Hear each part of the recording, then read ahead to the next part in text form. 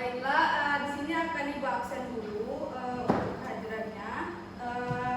Baiklah, Erwati, Ibu, Ivita, Rizky, ada Ibu, Kelatan, Nurhalisa, Ibu. Siapa yang nggak hadir hari ini? Sandi sama Siti, Bu. Kenapa tidak hadir? Kata Siti sakit, Sandi tidak tahu, Bu. Jangan Bu, tempat keterangan ya. Oke. Baiklah, di sini sebelum kita memasuki pembelajaran inti dari pelajaran kita hari ini, ada baiknya kita mengetahui tujuan dari pembelajaran kita hari ini. Nah, yang pertama itu dapat menentukan aplikasi efek tinggal dalam kehidupan sehari-hari. Nah, di sini kita akan menjelaskan sifat-sifat dari koloid tersebut. Nah, yang kedua itu ada dapat menentukan proses terjadinya gerak Brown pada sistem koloid. Nah, yang ketiga dapat menentukan aplikasi absorpsi koloid dalam kehidupan sehari-hari. Nah, yang keempat ada menentukan aplikasi koloid pelindung dalam kehidupan sehari-hari. Nah, yang kelima itu dapat menentukan aplikasi dialisis dalam kehidupan sehari-hari. Nah, yang terakhir itu dapat menentukan contoh aplikasi dalam kehidupan sehari-hari. Nah, di sini kita akan mempelajari sifat-sifat dari koloid tersebut. Nah, sebelumnya kita mengetahui dulu koloid itu sifat koloid yang pertama efek pindal. Nah, efek pindal itu yaitu penampilan sistem koloid pada umumnya keruh tetapi tidak selalu begitu. Nah, contohnya itu ada sinar matahari melalui celah-celah pohon. Nah, yang kedua itu ada gerak Brown. Nah, di sini gerak Brown ini yaitu jika diamati dengan mikroskop ultra, nah akan terlihat partikel kelompok senantiasa bergerak terus-menerus. Nah, di sini dibuat oleh Robert Brown, maka di sini dikatakan dapat dikatakan gerak Brown. Nah, yang ketiga itu ada absorpsi. Nah, absorpsi ini yaitu partikel koloid memiliki kemampuan menyerap berbagai macam zat pada permukaan, maka disebut dengan absorpsi. Nah, contohnya yaitu penjernihan air tebu menjadi gula. Nah, yang ketiga itu ada keempat itu ada koloid pelindung. Nah, koloid pelindung ini yaitu suatu koloid yang distabilkan dengan menambahkan koloid lain yang maka disebut dengan pelindung. Nah, yang akan membungkus partikel zat terdispersi. Nah, sehingga tidak lagi berkelompok. Nah, contohnya itu yaitu penambahan gelatin pada es krim. Nah, itu dapat juga kita lihat itu gambarnya itu ada cat. Nah, yang berikutnya yaitu dialisis. Nah, dialisis ini yaitu proses dihilangkannya ion-ion penggabung kestabilan koloid. Nah, yang selanjutnya ada koagulasi. Nah, koagulasi itu yaitu koloid yang distabilkan oleh muatan. Apabila muatan itu koloid itu dilucuti, maka stabilannya itu akan berkurang dan menimbulkan penggumpalan atau koagulasi. Nah, di sini contohnya itu penjernihan air. Nah, di sini kita telah mengetahui sifat-sifat dari koloid tersebut, maka di sini Ibu akan bertanya pada kalian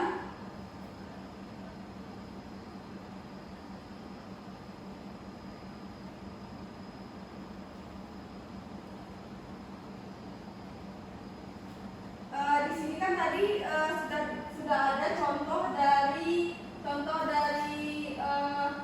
koloid pelindung. Nah, itu ada salah satunya cat. Nah, yang ingin tanyakan yaitu coba kalian jelaskan sistem dari koloid yang terdapat dalam cat tersebut. Nah, siapa yang ingin menjawab? Silakan. Saya, Bu. Silakan Irwati untuk jawabannya. Bu, menurut yang saya baca, Bu, cat itu merupakan koloid tipe sol cair dalam pembuatan cat. Partikel-partikel padat didispersikan dalam suatu karut berwujud cair.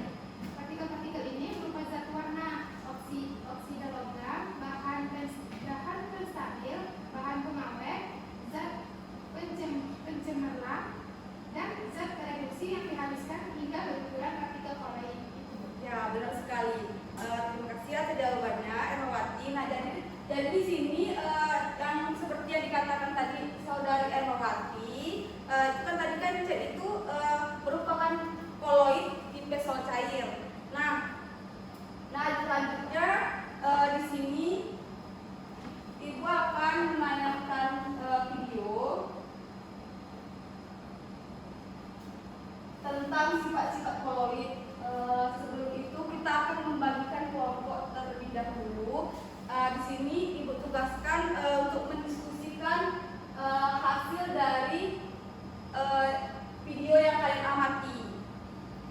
Baiklah, Ibu akan membagikan kelompok terbagi atas 2 kelompok, berdua. Jadi Ermawati bersama dengan Kelantan, kita bersama dengan Ibu Halisa.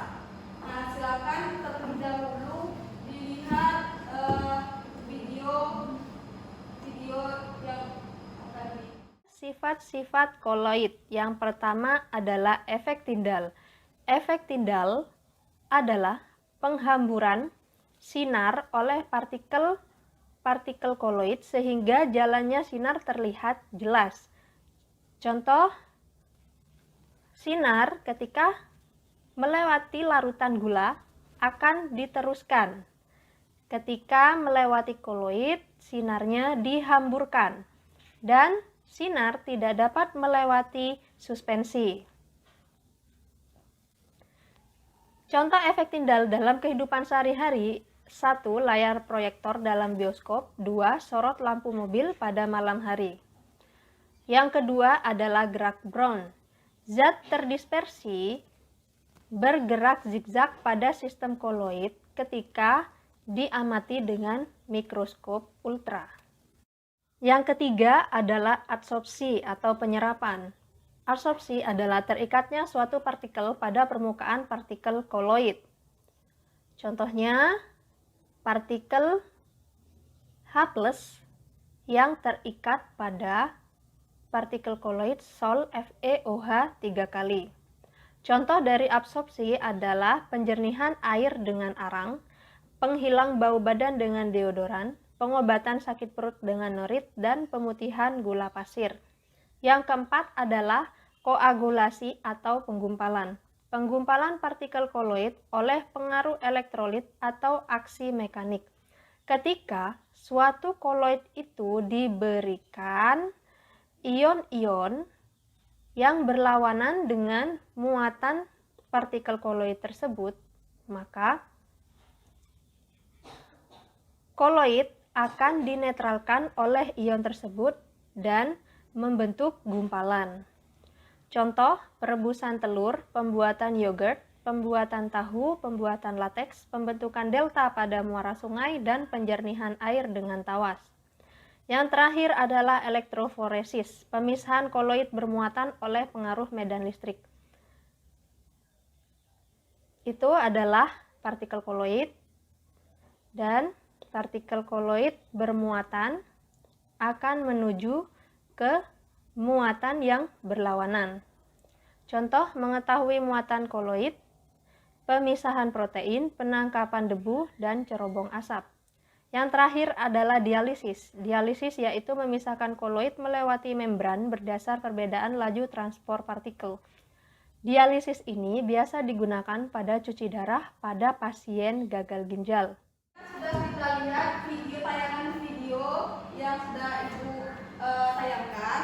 Nah, dari masing-masing kelompok, Ibu minta hasil diskusi kalian tentang menganalisis video tadi. Bagaimana? Dari kelompok 1 silakan.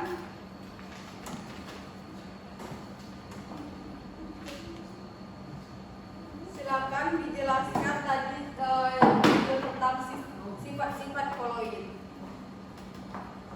Bu, kami sudah, Bu. Ya, silakan kelompok 2 terlebih dahulu, Bu Halisa. Ya, Bu. Dari paparan video yang ditampilkan tadi, di sini dapat kami ambil kesimpulan yang mana yang tadi pada efek Tyndall itu terhamburnya cahaya oleh partikel koloid itu contohnya kan ada sinar matahari melewati celah-celah daun di pagi hari. Nah, ada gerak Brown itu gerakan partikel koloid dengan lintasan lurus dan arah yang acak. Nah, untuk absorpsi itu peristiwa penyerapan